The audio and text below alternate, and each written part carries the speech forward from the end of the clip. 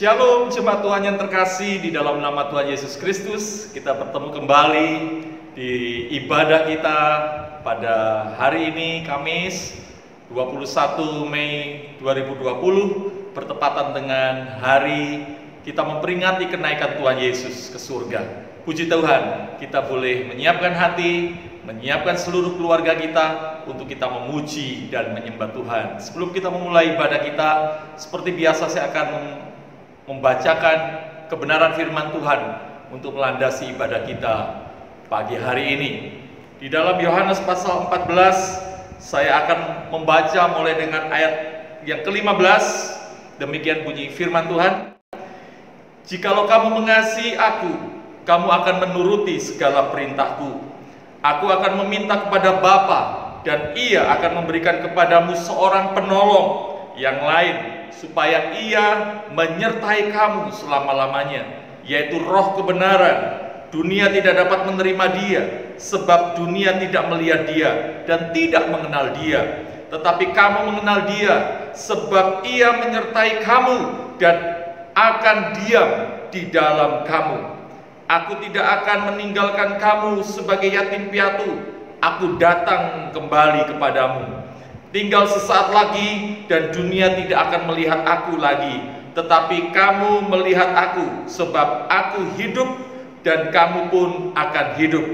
Pada waktu itulah kamu akan tahu bahwa aku di dalam Bapa-Ku, dan kamu di dalam aku, dan aku di dalam kamu. Barang siapa memegang perintahku dan melakukannya, dialah yang mengasihi aku. Dan barang siapa mengasihi aku, ia akan dikasihi oleh Bapa-Ku, dan aku pun akan mengasihi dia dan akan menyatakan diriku kepadanya. Mari kita akan mengawali ibadah kita berdoa. Bapa di dalam kerajaan surga, di dalam nama Tuhan kami Yesus Kristus, pagi hari ini kami mengucap syukur diberikan kesempatan oleh Tuhan untuk kami boleh beribadah, memperingati kenaikan Tuhan Yesus ke surga. Kami tahu bahwa kenaikan Tuhan akan membawa sukacita bagi setiap kami, karena Engkau menjanjikan Roh penghibur, Roh kebenaran, Roh Kudus yang akan menyertai dan yang akan memberikan kepada kami hikmat dan kekuatan, sehingga kami akan dapat bertahan menghadapi segala sesuatu. Terima kasih, berkati ibadah kami dari awal pertengahan sampai kepada akhirnya Tuhan, dan biarlah kami boleh merasakan lawatan Tuhan, jamahan Tuhan terjadi atas kehidupan kami. Di dalam nama Tuhan kami Yesus Kristus, kami membuka ibadah kami. Haleluya. Amin.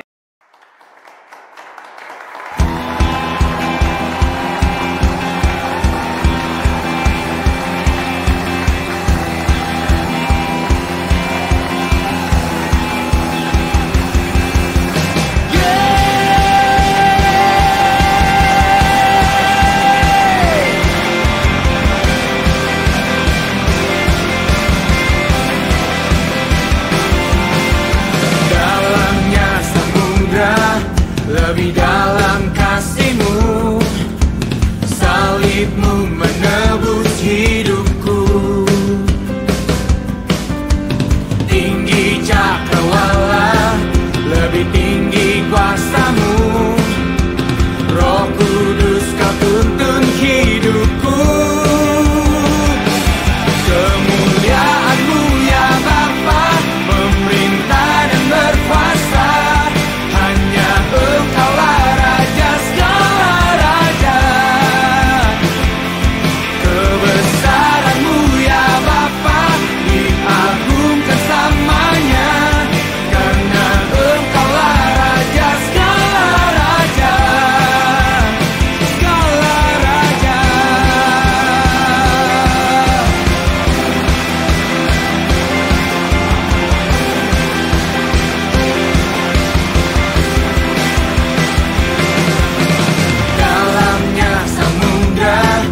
Lebih dalam kasih-Mu, salib-Mu menebus hidupku. Oh, tinggi cakrawala, lebih tinggi kuasa-Mu.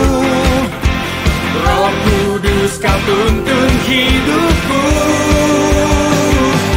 Kemuliaan-Mu ya Bapa, memerintah dan berkuasa.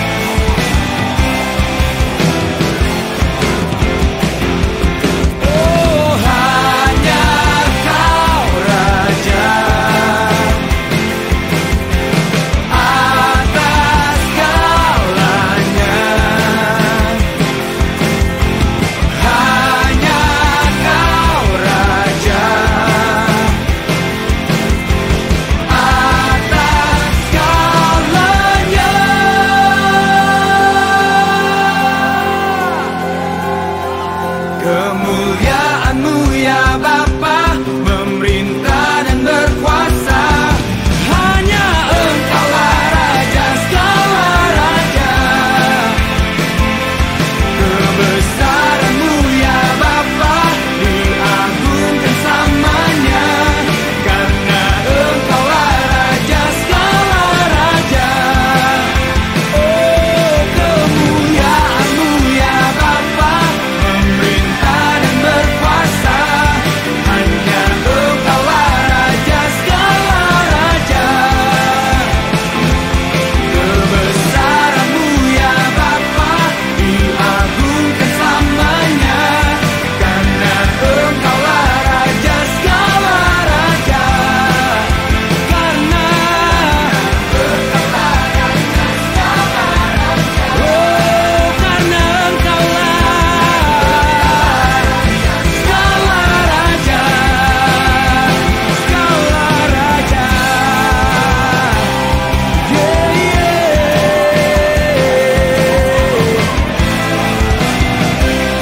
Yeah,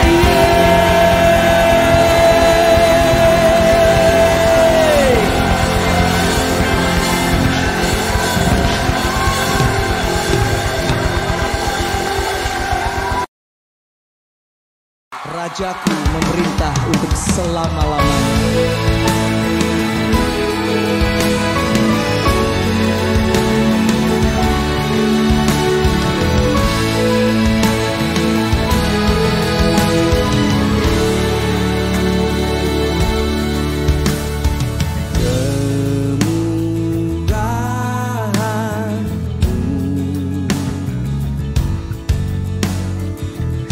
penuhi hatiku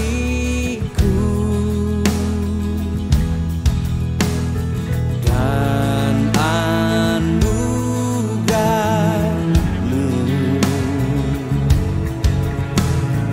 Kuatkan batinku, Kau ku perlukan Tuhan. Sujud menyembah ku serukan. Kau saja yang layak, anak domba Allah. Kau saja yang layak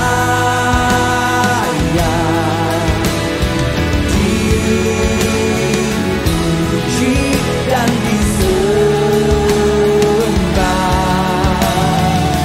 Rajaku memerintah sampai selamanya.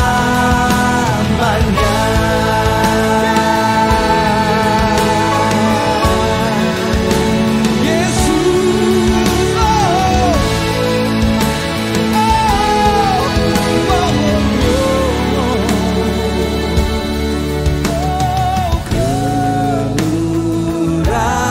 kemurahan-Mu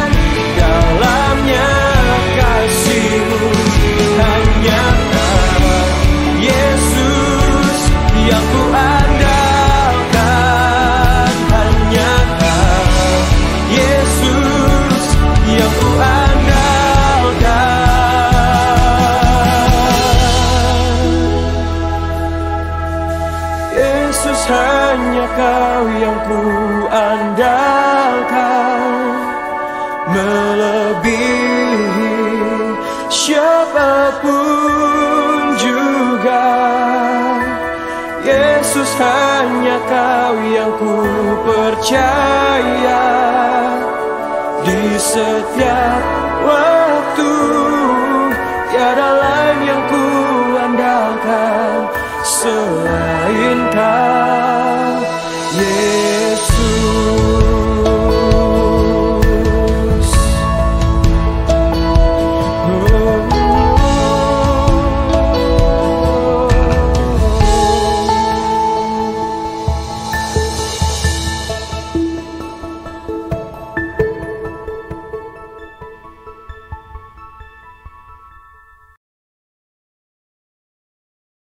Shalom, selamat pagi Bapak Ibu yang dikasihi Tuhan. Pagi hari ini kita berjumpa lagi dalam pertemuan ibadah kita untuk memperingati kenaikan Tuhan Yesus ke surga. Saya mengajak kita semua Bapak Ibu untuk membuka di dalam Kisah Para Rasul pasal 1 ayatnya yang ke-8 sampai ayat 11. Saya akan bacakan buat kita bersama-sama. Firman Tuhan berbunyi demikian. Tetapi kamu akan menerima kuasa kalau Roh Kudus turun ke atas kamu, dan kamu akan menjadi saksiku di Yerusalem dan di seluruh Yudea dan Samaria dan sampai ke ujung bumi. Sesudah ia mengatakan demikian, terangkatlah ia disaksikan oleh mereka, dan awan menutupnya dari pandangan mereka.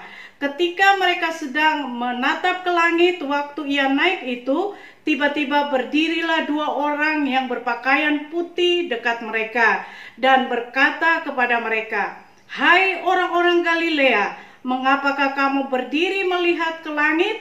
Yesus ini yang terangkat ke surga meninggalkan kamu akan datang kembali dengan cara yang sama seperti kamu melihat dia naik ke surga." Nah, Bapak Ibu, kita telah membaca ayat-ayat ini, dan mungkin ada di antara Bapak Ibu yang setahun sekali mendengar firman Tuhan ini, mendengar ayat ini, mungkin sekarang timbul pertanyaan di hatinya. Kok bisa ya Tuhan Yesus itu naik ke surga?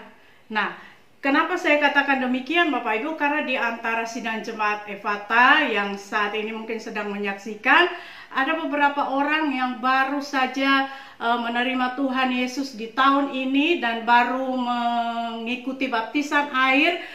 Tiba-tiba sekarang sudah terbatas untuk bisa menerima pengajaran-pengajaran rohani dari gembala, dan terbatas untuk mengikuti ibadah. Jadi mungkin ini hal yang baru bagi kehidupannya mendengar ternyata Tuhan Yesus itu selain mati, bangkit, dia juga naik ke surga. Nah, mungkin ada timbul pertanyaan, kok bisa ya? Menurut saya dan menurut keyakinan kita bersama Bapak Ibu, hanya Tuhan Yesus yang kita sembah, yang pernah lahir, hidup di dunia, mati disalibkan, bangkit pada hari yang ketiga, dan naik ke surga Bapak Ibu. Dan satu lagi, akan datang kembali seperti bagaimana caranya Yesus naik ke surga. Demikian firman Tuhan katakan, dia akan datang kembali seperti dengan cara waktu kamu melihat dia naik ke surga. Nah Bapak Ibu, inilah yang menjadi alasan buat saya secara pribadi untuk tetap percaya bahwa Tuhan Yesus adalah Allah yang hebat, yang bisa melakukan apapun di dalam kehidupan kita dengan cara-cara yang ajaib dan luar biasa. Nah Bapak Ibu, pagi hari ini untuk memperingati kenaikan Tuhan Yesus, kita akan melihat beberapa alasan kenapa Tuhan Yesus harus naik ke surga. Kenapa Tuhan Yesus harus kembali ke surga setelah kebangkitannya dari kematian? Nah, Bapak Ibu, kita akan melihat ada dua alasan yang saya catat di sini. Kenapa Tuhan Yesus harus kembali ke surga? Alasan yang pertama Bapak Ibu, mari kita melihat di dalam kitab Yohanes pasalnya yang ke-14 ayat 1 sampai 4. Firman Tuhan berkata demikian, "Janganlah gelisah hatimu, percayalah kepada Allah, percayalah juga kepadaku. Di rumah Bapakku banyak tempat tinggal. Jika tidak demikian, tentu aku mengatakannya kepadamu, sebab aku pergi ke situ untuk menyediakan tempat bagimu. Dan apabila aku telah pergi ke situ dan telah menyediakan tempat bagimu, aku akan datang kembali dan membawa kamu ke tempatku, supaya di tempat di mana aku berada, kamu pun berada. Dan kemana aku pergi, kamu tahu jalan ke situ. Nah, Bapak Ibu, ini jaminan yang luar biasa. Alasan pertama kenapa Tuhan Yesus harus naik ke surga, kembali ke surga, yaitu untuk menyediakan tempat bagi kita. Bapak Ibu, mau saya katakan bahwa dunia ini bukan tempat kita. Dunia ini hanyalah tempat kita singgah sebentar. Kita akan kembali ke rumah kita yang paling kita nantikan, yaitu di surga sana. Nah, Bapak Ibu, saya teringat waktu peristiwa gempa, Bapak Ibu, 37 malam, 37 hari kami keluarga pastori itu tinggal di tenda. Saya, Pak Markus, suami saya, dan Jenis anak kami, perempuan. Nah, Bapak Ibu, 37 malam bukan waktu yang sebentar, Bapak Ibu. Tinggal di tenda, walaupun tendanya bagus, Bapak Ibu, ya, kita diberkati dengan 2 tenda yang luar biasa bagus, Bapak Ibu, dari misionaris-misionaris, dan tenda itu tidak kami tempati sebagai gembala sidang selama beberapa minggu. Kami izinkan untuk beberapa keluarga ada di tenda yang bagus itu, Bapak Ibu. Sebab bagi kami lebih baik kita memberikan buat jemaat, mereka bisa nyaman tidur dengan anak-anak mereka, daripada kami sebagai gembala harus tidur di tenda sedangkan jemaat ada di luar yang punya anak kecil. Kami khususkan tenda itu buat keluarga-keluarga yang punya balita. Nah, Bapak Ibu, 37 malam kami sekeluarga bertiga harus tidur di tenda yang terbuka, Bapak Ibu, ya. Terbuka, dan kalau angin pada malam hari itu luar biasa kencang dan dingin. Kalau hujan, Bapak Ibu, merembes sampai ke bawah. Nah, saya sebagai seorang ibu membawa anak gadis, Bapak Ibu, itu bukan perkara yang mudah. Karena setiap kali harus ganti baju, kita harus nyingkir ke rumah tetangga yang rusak tetapi masih bisa untuk kita tempati, ganti baju untuk berangkat ke sekolah, Bapak Ibu. Dan yang paling susah, Bapak Ibu, tidak ada toilet atau tempat untuk kita melakukan kegiatan kita secara pribadi dengan nyaman. Bahkan, Bapak Ibu, selama 37 hari itu, saking takutnya kita dengan gempa-gempa susulan, Bapak Ibu, sampai saya ini mengalami gangguan perut, harus ke UGD, Bapak Ibu, karena selama 2 minggu, karena takut untuk makan banyak, takut ke belakang karena tidak ada toilet yang memadai, Bapak Ibu. Ada toilet boleh numpang di rumah tetangga yang rusak, tetapi kita nggak berani. Kalau lagi urusan toilet, tiba-tiba gempa susulan datang, apa yang terjadi? Jadi Bapak Ibu, solusinya tidak berani makan banyak, minum yang banyak, iya. Jadi gangguan pencernaan itu terjadi, harus ke UGD, Bapak Ibu. Bayangkan segala sesuatu menjadi tidak nyaman. Dan tidur beralaskan tikar, yang saya rasa sedih gitu, Bapak Ibu, ya. Karena melihat anak saya gitu setiap malam, dia harus belajar di tenda, pakai kipas angin. Tenda itu terbuat dari plastik, Bapak Ibu, ya. Kalau siang panasnya luar biasa, kalau malam anginnya kenceng, pokoknya segala sesuatu tidak nyaman. Sedih melihat keadaan itu. Tetapi Bapak Ibu, saya menyadari bahwa seperti itulah, kalau kita tinggal di dunia, banyak ketidaknyamanan yang harus kita jalani, yang harus kita terima. Tetapi harus kita ingat di dalam kehidupan kita bahwa kita hidup di dunia hanya sementara. Rumah kita sedang dipersiapkan oleh Tuhan di surga sana. Sekali waktu kita akan kembali ke sana, tetapi kita tidak tahu waktunya kapan. Nah, Bapak Ibu, rumah, ya, tenda yang kita diami saat ini, istilahnya kita tinggal di dunia ini, bukanlah tempat kita untuk tinggal selama-lamanya. Jadi kita tidak perlu untuk segala sesuatu kita kumpulkan di dunia ini sampai kita tidak menghiraukan rumah kita yang akan segera kita tempati di surga sana. Nah, kita percaya Bapak Ibu bahwa ketidaknyamanan yang kita alami saat ini itu hanya sementara juga. sekali waktu kita akan pulang ke rumah kita yang benar-benar menjadi rumah yang Tuhan sediakan bagi kita. Tetapi harus melalui dengan satu fase namanya kematian. Waktu kita hidup, kita rindu rumah kita di surga. Tetapi waktu rumah kita sudah jadi, kadang tidak ada orang yang mau duluan ya Bapak Ibu ya. Karena rumah yang akan kita tempati di surga, kita harus tempati melalui satu jalan, yaitu kematian.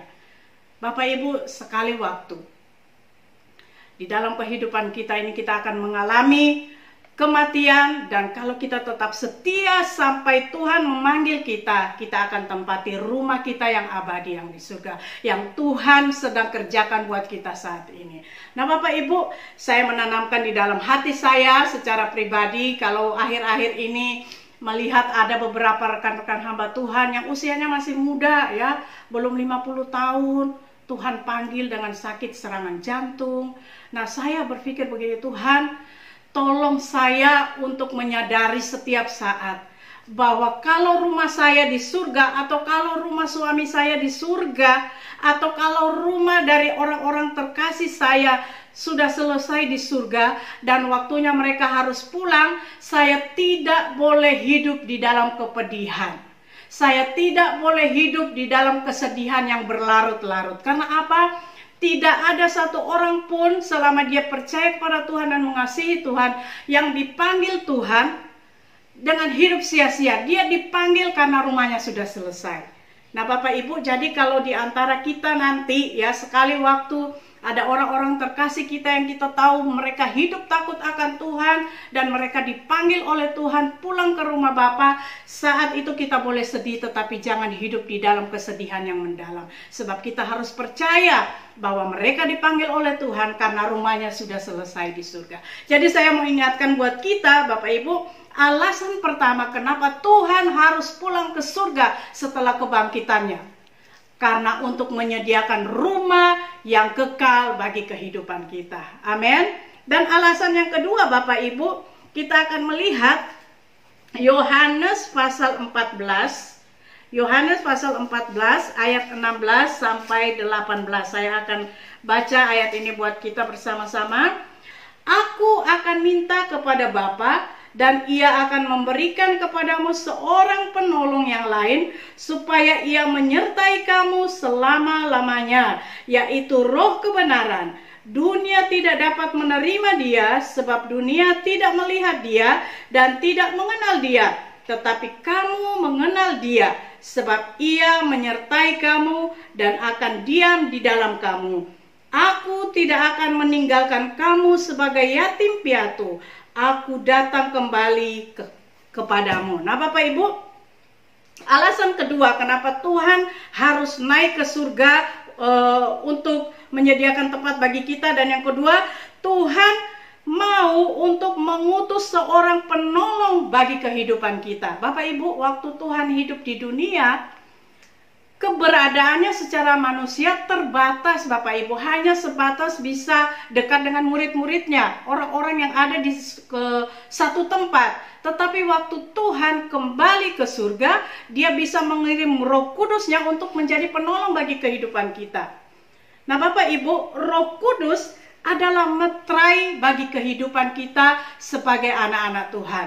Nah Bapak Ibu, bagi rekan-rekan kita yang baru mengalami baptisan air, saya mau mengingatkan kembali bahwa waktu kita mengaku dengan mulut kita bahwa Tuhan Yesus adalah Juru Selamat dan Tuhan di dalam kehidupan kita, saat itu juga Roh Kudus dimeteraikan di dalam kehidupan kita. Artinya saat kita mengaku Yesus sebagai Tuhan dan Juru Selamat, Tuhan memberikan Roh Kudus di dalam kehidupan kita sebagai meterai. Apa meterai itu artinya Bapak Ibu? Meterai adalah sebagai satu bukti kepemilikan. Nah Bapak Ibu, waktu kita dibaptis, kita mengakui Tuhan sebagai Tuhan dan Juru Selamat, meterai Roh Kudus itu ada di dalam kehidupan kita. Kita memiliki Roh Kudus saat itu juga. Tuhan kasih Roh Kudus itu untuk menolong kehidupan kita, mengerti kehendak Tuhan, mengerti jalan-jalan Tuhan. Nah Bapak Ibu, karena saya ini berasal dari desa, saya ini orang desa Bapak Ibu ya, orang kampung. Kebiasaan di kampung kami, mungkin juga di beberapa tempat di Indonesia Bapak Ibu, kebiasaan untuk menandai, menyatakan kepemilikan terhadap ternak itu Bapak Ibu, biasanya ternak sapi atau kerbau. Di kampung kami, pemilik ternak itu akan membuat simbol namanya di lempengan besi. Nah, besi itu akan dipanaskan, dan waktu sudah sampai di suhu tertentu Bapak Ibu, lempengan besi atau logam itu akan ditempelkan di punggung atau di pantat peliharaan mereka, kerbau atau sapi. Nah, di kulit kerbau atau sapi itu akan termetrai simbol nama pemilik dari hewan tersebut. Nah, Bapak Ibu, jadi walaupun sapi atau kerbau itu keliaran di mana-mana, di padang begitu Bapak Ibu, setiap penggembala akan tahu yang mana miliknya, yang mana bukan miliknya, karena ada simbol, ada metrai yang tertanam atau tertancap di tubuh hewan tersebut. Nah, Bapak Ibu, hampir sama waktu kita menerima Tuhan Yesus sebagai juru selamat, Roh Kudus dikirim Bapa kepada kita untuk menjadi metrai. Metrai artinya bahwa kita mulai saat itu adalah milik Tuhan. Nah, kalau kita dimetraikan oleh Tuhan menjadi miliknya, yang bertanggung jawab pemiliknya atas kehidupan kita. Nah, Bapak Ibu, segala sesuatu yang terjadi dengan hewan peliharaan yang sudah dimetraikan, kalau dia masuk jurang, kalau dia sakit, atau dia mengalami sesuatu yang membahayakan, orang-orang atau gembala-gembala lain akan memberikan laporan kepada pemilik hewan tersebut bahwa hewanmu sedang mengalami kecelakaan atau hal-hal yang lain. Nah, demikian juga dalam kehidupan kita, waktu ada Roh Kudus di dalam kehidupan kita, yang bertanggung jawab penuh bagi hidup kita adalah Tuhan kita sendiri. Nah, Bapak Ibu, kalau orang yang sudah tunangan atau yang sudah menikah biasanya pakai cincin kawin atau cincin tunangan ya Bapak Ibu ya. Kalau saya pakai cincin ini, semua orang akan tahu bahwa Ibu Merlin itu sudah milik seseorang. Jadi tidak boleh ada yang ganggu-gugat lagi. Walaupun mungkin saya pergi tidak didampingi suami, tetapi semua orang akan tahu lewat cincin yang saya pakai. Nah, Bapak Ibu, tetapi bahayanya zaman sekarang banyak orang pasangan suami istri tidak mau lagi pakai cincinnya. Ada beberapa alasan. Mungkin cincinnya waktu dia menikah, cincinnya masih kecil sekali karena jarinya kecil gitu ya, mungil, tetapi waktu sudah menikah kan sudah melebar kemana-mana, jadi cincinnya udah nggak muat dicabut Bapak Ibu. Atau alasan yang kedua ya buat modal-modal hidup gitu ya, di dalam perantauan, daripada kita mati kelaparan tidak ada modal bisnis, cincinnya dijual Bapak Ibu. Tetapi itu tidak penting, yang penting bahwa kita dimeteraikan di dalam hati pasangan kita masing-masing. Nah, Bapak Ibu, ini akan menguatkan kita bahwa Roh Kudus yang diutus oleh Bapa untuk menjadi metrai bagi kehidupan kita itu sebagai satu jaminan bahwa walaupun kita hidup di dunia yang sulit bagaimanapun juga, Allah Bapa kita, Tuhan Yesus menjadi jaminan bahwa Dialah yang memiliki kita, Dialah yang akan bertanggung jawab atas kehidupan kita. Jadi kita tidak perlu khawatir di dalam hidup ini, segala sesuatu yang Tuhan sediakan akan menjadi milik kita waktu kita tetap terikat kepada Tuhan. Tetapi saya mengingatkan Bapak Ibu, seperti cincin kawin, sebagai metrai pengikat dari seseorang atau pasangan hidup kita, itu bisa kita lepaskan, tidak kita pakai lagi, dan orang akan tahu bahwa kita bukan milik siapa-siapa. Demikian juga dengan Roh Kudus yang ada dalam hidup kita. Kalau kita tidak menjaga hidup kita kudus di hadapan Tuhan, tidak mengerjakan keselamatan kita dengan bertanggung jawab di hadapan Tuhan, kita hidup sembrono menjadi sama dengan dunia ini, Bapak Ibu, Roh Kudus itu bisa pergi dari kehidupan kita. Dan kita tidak menjadi seseorang yang dijamin oleh Roh Kudus lagi. Tidak menjadi orang yang dijamin oleh Tuhan lagi. Karena nggak ada Roh Kudus dalam hidup kita. Jadi jangan heran Bapak Ibu, banyak orang yang waktu pertama kali kenal Tuhan, cinta mula-mula terhadap Tuhan begitu menggebu-gebu, dibaptis, terima Tuhan Yesus, dipenuhi Roh Kudus. Tetapi karena banyak tantangan hidup, iman tidak menjadi kuat, bahkan menjadi lemah, Roh Kudus akhirnya pergi dari kehidupannya. Karena ingat, Roh Kudus tidak akan hidup bersama dengan pelanggaran atau dosa. selama kita hidup dekat dengan Tuhan, Roh Kudus ada bersama dengan kita. Tetapi waktu kita memilih untuk hidup dengan daging kita, Roh Kudus itu akan pergi meninggalkan kita dan kita menjadi orang yang tidak bertuan, orang yang tidak memiliki hubungan dengan Tuhan. Nah, saat itulah Roh Kudus tidak bisa menolong kehidupan kita untuk menjadi orang-orang yang melakukan apa-apa di dalam hidup kita sesuai dengan kehendak. Kita akan melihat, saya mencatat di sini, walaupun mungkin ada banyak ya peranan-peranan Roh Kudus di dalam kehidupan kita, tetapi saya hanya mencatat tiga bagian saja peranan Roh Kudus di dalam kehidupan kita sebagai anak-anak Tuhan, Bapak Ibu, supaya kita benar-benar menghargai meterai Roh Kudus itu yang telah ditaruh di dalam kehidupan kita. Peranan Roh Kudus yang pertama kita akan lihat di dalam Titus 3 ayat 5. Pada waktu itu Dia telah menyelamatkan kita, bukan karena perbuatan baik yang telah kita lakukan, tetapi karena rahmat-Nya oleh permandian kelahiran kembali dan oleh pembaharuan yang dikerjakan oleh Roh Kudus. Nah, peranan Roh Kudus yang pertama di dalam kehidupan orang percaya adalah, Bapak Ibu, Dia akan menolong kita untuk memperbaharui kehidupan kita, meninggalkan cara hidup kita yang lama. Bapak Ibu, ada beberapa orang, tidak banyak ya, di dalam pelayanan kami, beberapa orang yang kami bimbing mereka di dalam pertobatan, mengakui Yesus sebagai Tuhan dan Juru Selamat, mengambil keputusan untuk menerima baptisan selam. Bapak Ibu, hidup mereka di bulan-bulan pertama itu begitu luar biasa cinta Tuhan. Ya, kena cinta mula-mula. Setiap hari kepingin nelpon Pak Markus, Bu Merlin, kepingin ibadah, kepingin berdoa, kepingin dekat dengan hamba Tuhan. Pokoknya walaupun bukan hari ibadah, kepingin ada di gereja, Bapak Ibu. Kami sampai, luar biasa kehidupan orang-orang, beberapa orang ini, Bapak Ibu. Tetapi Bapak Ibu, ada satu waktu di mana masalah kehidupan begitu berat menghimpit mereka, sehingga mereka tidak menjadi kuat, Bapak Ibu, dan mereka akhirnya meninggalkan Tuhan sampai hari ini. Dan saya melihat bahwa waktu mereka meninggalkan Tuhan, kehidupan tidak menjadi lebih baik, tetapi lebih hancur, Bapak Ibu. Nah, ini kenapa bisa terjadi, Bapak Ibu? Karena apa? Roh Kudus yang ada di dalam hidup mereka akhirnya tersingkirkan dengan kehidupan duniawi. Nah, banyak orang waktu mereka terima Tuhan Yesus kuat di bulan-bulan pertama.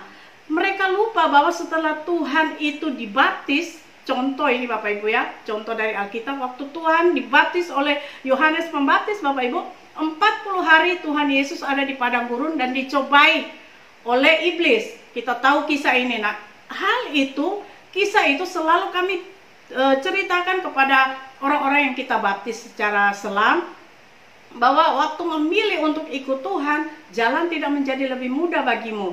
Jadi jangan pernah lupa bahwa setelah ini engkau akan bertarung dengan iblis untuk tetap mempertahankan imanmu kepada Tuhan.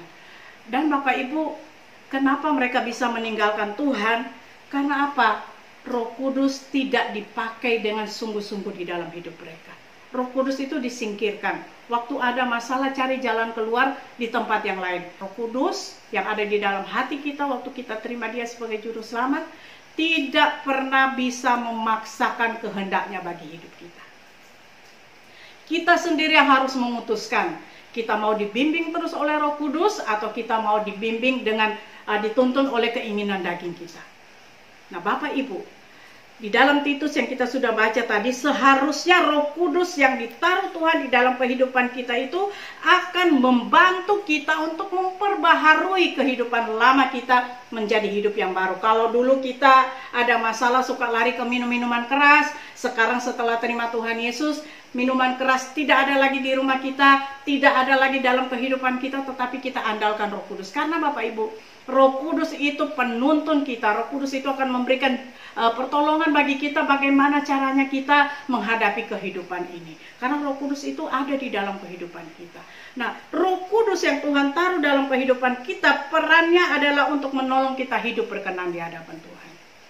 Mari Bapak Ibu ya, kita benar-benar sadar bahwa sebagai anak Tuhan, walaupun kita sering jatuh bangun di dalam pergumulan hidup, kita punya Roh Kudus yang siap untuk menolong kita. Kita punya Roh Kudus yang siap untuk memberikan informasi, memberikan tuntunan-tuntunan dalam hidup kita. Dan bagi Bapak Ibu yang menonton tayangan ini, yang sedang kalut pikirannya begitu banyak persoalan, solusi itu ada di dalam hidup kita waktu kita kerjasama dengan Roh Kudus. Amin. Jadi biarlah Roh Kudus yang Tuhan taruh di dalam kehidupan kita ini akan menolong kita membaharui kehidupan kita dari hari ke hari. Yang kedua Bapak Ibu, peranan Roh Kudus di dalam kehidupan kita ada di dalam Yohanes 14 ayat 16 yang sudah kita sempat baca tadi. Yaitu Roh itu akan menolong kita dalam mengambil keputusan-keputusan. Bapak Ibu, di dalam kehidupan kita setiap hari kita membuat keputusan. Keputusan penting maksud saya ya. Roh Kudus sangat punya peranan yang luar biasa dalam memimpin kita untuk membuat keputusan-keputusan.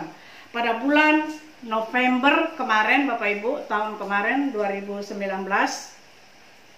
ada satu masa di dalam kehidupan kami berdua sebagai gembala sidang di dalam pelayanan ini, 3 minggu kami harus bergumul, berpuasa untuk satu persoalan yang sangat rumit untuk kami temui jalan keluarnya. Tapi kami tidak sendiri. Selain kami berpuasa, kami selalu kontak, berhubungan langsung dengan Roh Kudus di dalam doa-doa kami. Nah, Bapak Ibu, sampai Pak Markus itu kehilangan berat badan 6 kilo. Mungkin kalau sidang jemaat memperhatikan, Pak Markus kok kurus sekali ya, apa kurang tangan atau bagaimana? Karena Pak Markus dan saya tidak mengungkapkan pergumulan kami selama 3 minggu itu sampai kami memperoleh jalan keluar yang dari Tuhan. Nah, 3 minggu kami bergumul, berpuasa, berdoa, tanya kepada Tuhan, menanti jawaban Tuhan untuk satu pergumulan yang berat berhubungan dengan pelayanan kita. Nah, sampai pada satu waktu, saya lupa tanggalnya, tetapi itu hari Jumat Bapak Ibu ya, itu hari yang luar biasa. Nah, kami mendapat panggilan dari satu institusi sehubungan dengan masalah yang kami hadapi 3 minggu itu. Saya sebagai istri rasanya, aduh Tuhan, nggak sanggup lihat Pak Markus kurang tidur, wajahnya lesu, kurang banyak bicara, banyak berdiam diri. Kami berdoa pagi, siang, malam untuk pergumulan ini. Dan pada hari Jumat itu di jam yang telah ditentukan, jamnya ditentukan itu jam 1 siang. Sedangkan pesan itu kami terima jam 8 pagi. 9, 10, 11, 12, 5 jam kami berada di dalam kebimbangan, tekanan yang luar biasa. Menunggu jam 1 Bapak Ibu. Kesana kemari mondar-mandir di dalam rumah, tetapi hati kami, roh kami tetap terhubung dengan Roh Kudus, dengan Tuhan. Kami bertanya, Tuhan, apa yang harus kami katakan, apa yang harus kami jawab jika ditanyakan soal ini Tuhan. Mari Roh Kudus Engkau tuntun, biarlah Engkau menaruh perkataanmu di dalam mulut hambamu, Pak Markus, yang akan berhadapan dengan aparat pada waktu itu Bapak Ibu. Dan saya tidak diizinkan ikut karena wanita tidak boleh pergi ke tempat itu Bapak Ibu. Jadi saya rasanya perut sakit, kepala pusing mikirin ini, tetapi mau gak mau kita harus pasrah. Kita belum tahu apa yang harus dikatakan, tetapi Bapak Ibu, setelah tiba waktunya setengah jam sebelum jam 1 itu, saya berdoa dengan Pak Markus dan saya melepaskan Pak Markus pergi ke tempat yang telah ditentukan itu dengan hati yang tegang. Waktu Pak Markus dalam perjalanan saya berdoa, Tuhan, Engkau mengurapi hambamu, apapun yang akan keluar dari mulutnya, biarlah itu berasal dari Tuhan. Nah, Tuhan memakai Roh Kudusnya pada waktu pertemuan itu Bapak Ibu, ditaruh ke dalam mulut Pak Markus dan beberapa kalimat saja menyelesaikan semua persoalan yang sedang kami hadapi saat itu.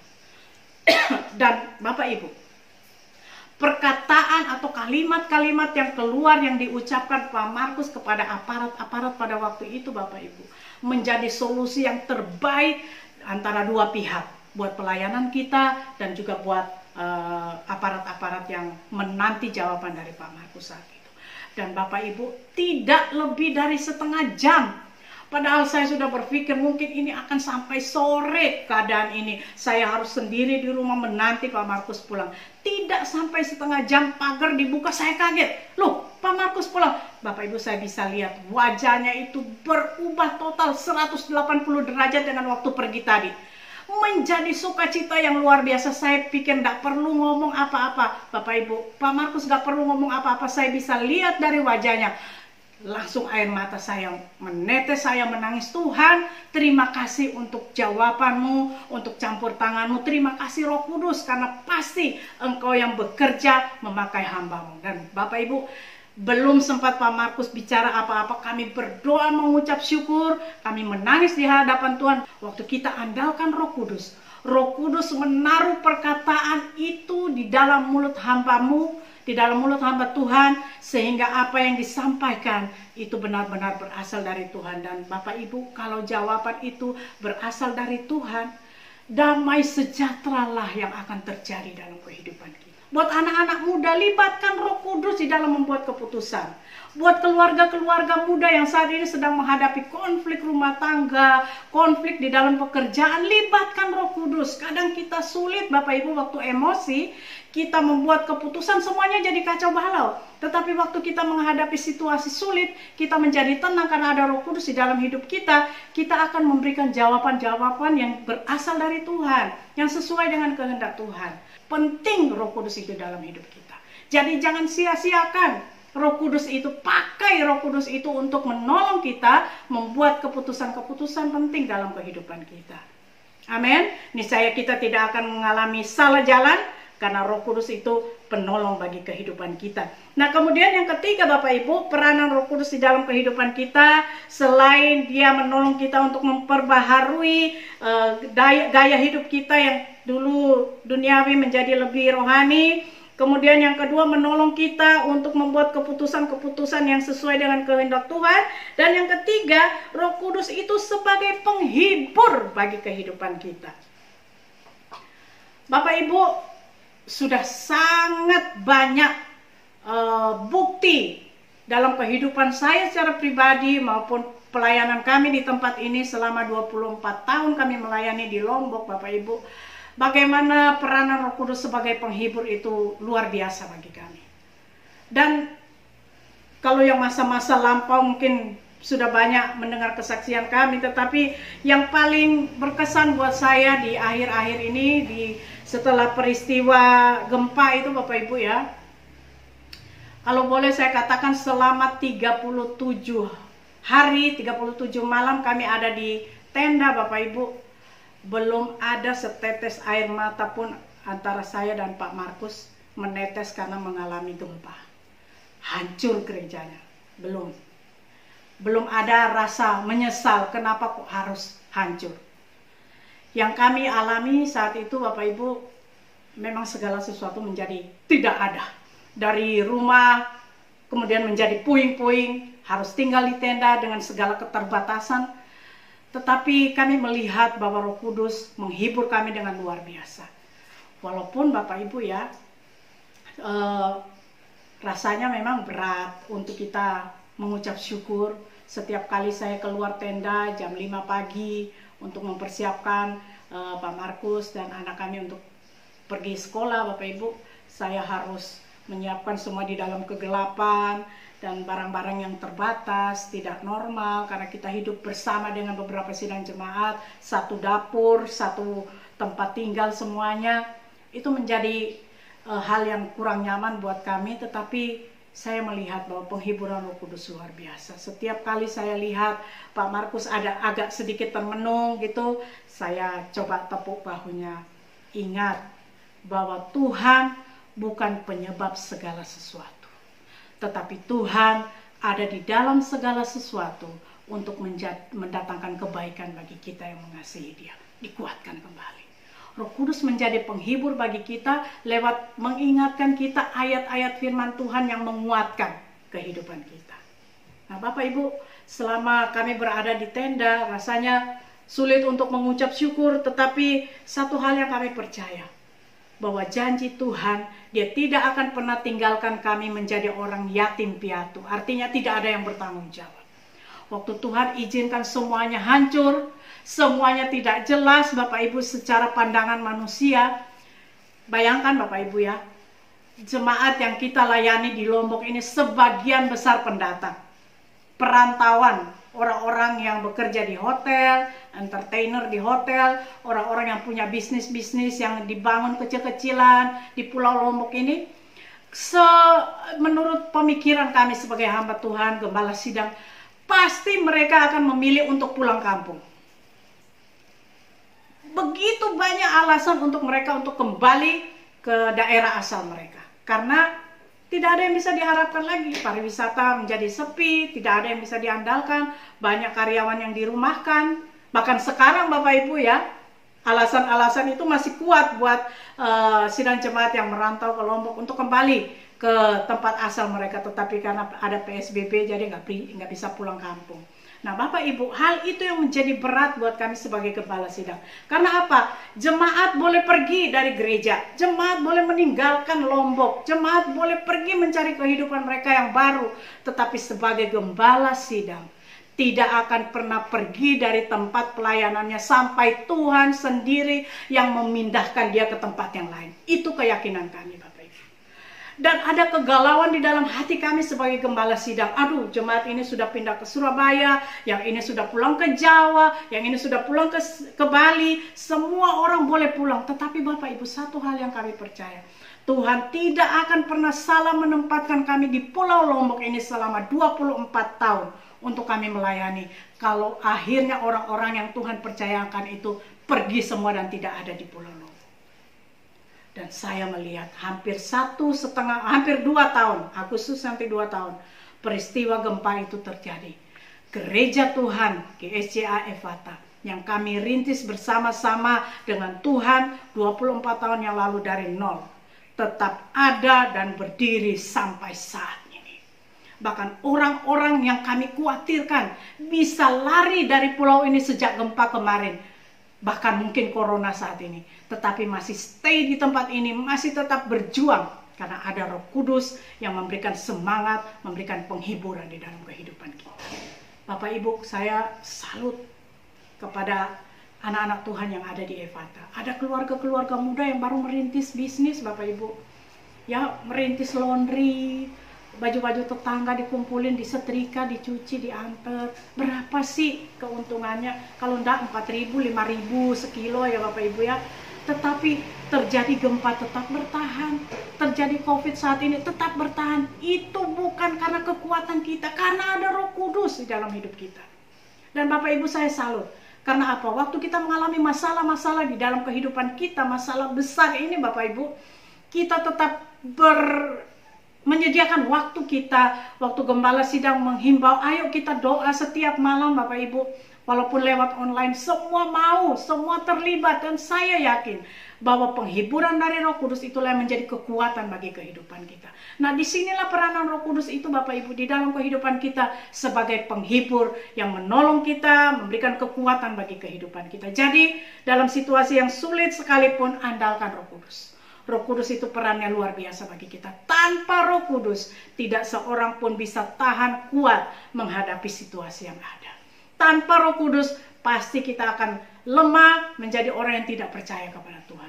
Tetapi dengan adanya Roh Kudus, kita tetap percaya kuasa doa, kita tetap percaya bahwa di dalam persekutuan dengan Tuhan, kita dikuatkan. Dan waktu kita dikuatkan, kita sanggup menghadapi situasi sulit yang Tuhan izinkan terjadi saat ini. Ingat Bapak Ibu, saya suka sekali dengan perkataan ini dan saya selalu ulang-ulang kepada sidang jemaat bahwa masalah itu punya kadaluarsa. Masalah itu punya expired. COVID-19 ini punya expired Bapak Ibu. Sekarang sudah mulai kita berdamai dengan COVID ini ya Bapak Ibu ya. Sudah tidak terlalu khawatir. Kita sudah belajar banyak bagaimana kita membatasi diri kita dengan orang-orang di luar kita. Dan kita sudah mulai pintar untuk menata kehidupan kita. Pasti ada jalan keluar waktu kita tetap tinggal bersama dengan Tuhan. Karena Tuhan telah menaruh Roh Kudus di dalam hidup kita. Pakai itu menjadi penopang bagi kehidupan kita. Niscaya kita akan menjadi orang-orang yang luar biasa kuat. Roh Kudus itu akan selalu membisikkan kepada kita, kepada roh kita, bahwa Dia Allah yang selalu siap sedia menolong kita menemukan jalan keluar bersama dengan Tuhan. Demikianlah renungan firman Tuhan pada pagi hari ini Bapak Ibu. Kiranya di ibadah kenaikan Tuhan Yesus ini, kekuatan firman ini memberikan kita semangat yang baru, iman yang kuat di dalam Tuhan, bahwa selalu ada jalan keluar di dalam Tuhan, karena Tuhan. Aku percaya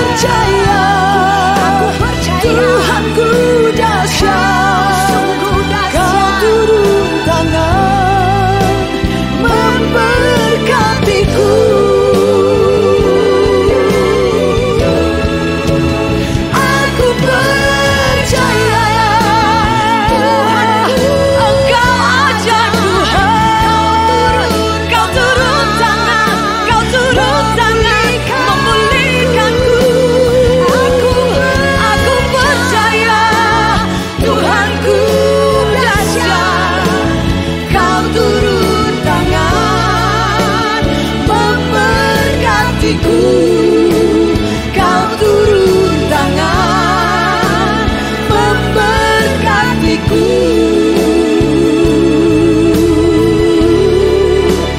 Kau turun tangan memberkatiku.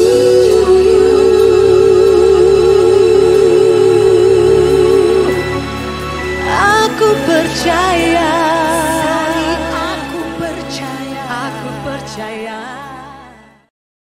Puji Tuhan, puji Tuhan, puji Tuhan.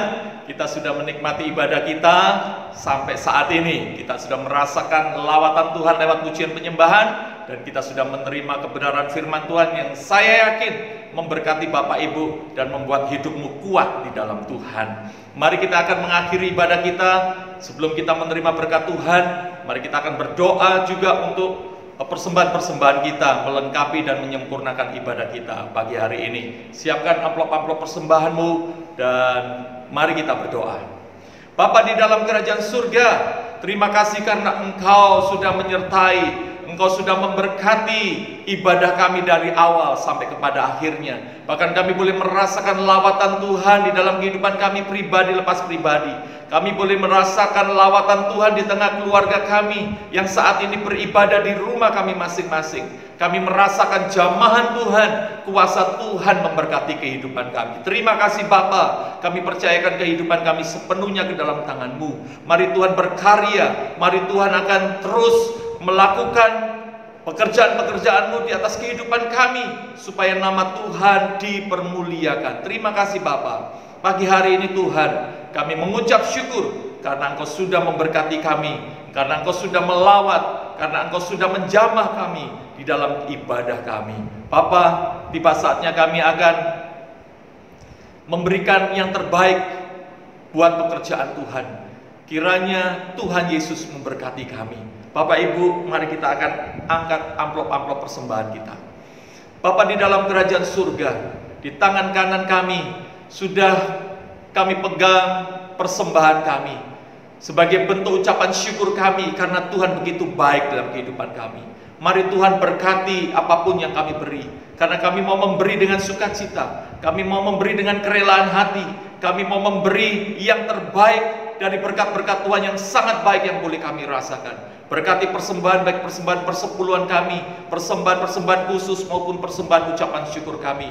Kiranya semuanya Tuhan boleh dipakai untuk kemuliaan nama Tuhan dinyatakan di atas muka bumi ini. Tuhan, bukalah tingkap-tingkap langit dan berkatilah jemaat Tuhan yang begitu setia di dalam hal memberi. Kami percaya Tuhan bahwa Engkau akan memberkati pribadi lepas pribadi, Kau akan memberkati keluarga kami masing-masing, anggota keluarga kami, anak-anak kami, cucu kami, bahkan Engkau akan memberkati pekerjaan, usaha dan bisnis kami Tuhan. Engkau akan memperluas daerah kami, Engkau akan memberkati kami dengan berlimpah-limpah, Engkau akan menjauhkan kami dari segala malapetaka dan sakit penyakit tidak menimpa kami. Terima kasih Bapa, berkati lumbung-lumbung kami, berkati tempat adonan kami diisi penuh melimpah dengan berkat-berkat Tuhan. Apapun yang dikerjakan tangan kami, dibuat Tuhan berhasil. Terima kasih Bapa, kami memberi di dalam nama Tuhan Yesus Kristus.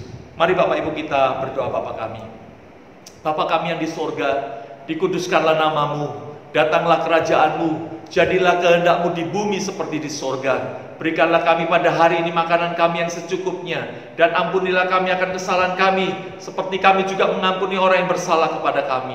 Dan janganlah membawa kami ke dalam pencobaan, tetapi lepaskanlah kami daripada yang jahat. Karena Engkau-lah yang punya kerajaan, dan kuasa, dan kemuliaan, sampai selama-lamanya. Mari Bapak Ibu Saudara yang terkasih, angkatlah kedua tanganmu. Pagi hari ini, terimalah berkat damai sejahtera dari Allah Bapa, cinta kasih dari Tuhan kita Yesus Kristus, serta persekutuan yang indah di dalam Roh Kudus menyertai engkau sekalian dari saat ini sampai Maranatha, Tuhan datang yang kedua kali, bahkan sampai selama-lamanya. Kita semua yang percaya bersama-sama katakan Amin. Puji Tuhan, selamat memperingati hari kenaikan Tuhan Yesus ke surga. Tuhan Yesus memberkati kita semua. Shalom. Haleluya, Kau ada dalam hatiku, takkan patah semangatku, takkan hilang kekuatanku. Haleluya, ku mau bersorak bagimu, sukacita surga nyata penuhiku, sukacita surga nyata penuhiku.